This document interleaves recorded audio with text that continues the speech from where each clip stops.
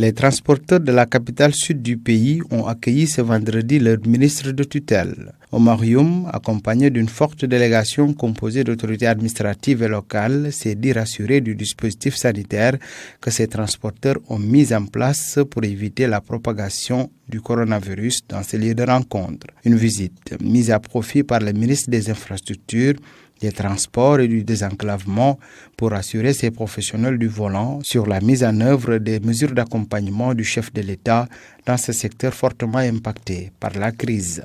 Je me suis rendu compte ici vraiment que la garde n'a pas été baissée. La gare routière de Ziguinchor respecte les prescriptions et ça donne vraiment un contrôle systématique de tous les passagers, ce qu'il faut saluer.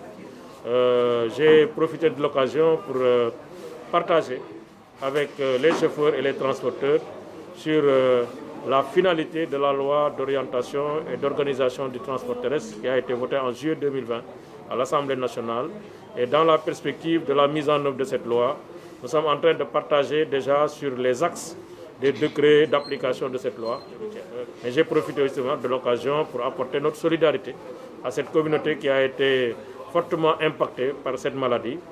Déjà, une enveloppe de 8 milliards 250 millions a été octroyée à cette communauté, distribuée sur tous les segments du transport, segment urbain, segment interurbain, taxi, mototaxi, notamment les Jakarta.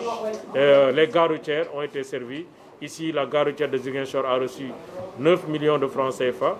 La fermeture des frontières terrestres constitue un goulot d'étranglement pour ces transporteurs qui sollicitent la reprise du trafic dans l'espace CEDEAO. Le ministre affirme que la situation pourrait se décanter dans les jours à venir. Cette question a été évoquée dans le cadre du comité ministériel que composent les ministres de la CEDEAO chargés du transport et du commerce.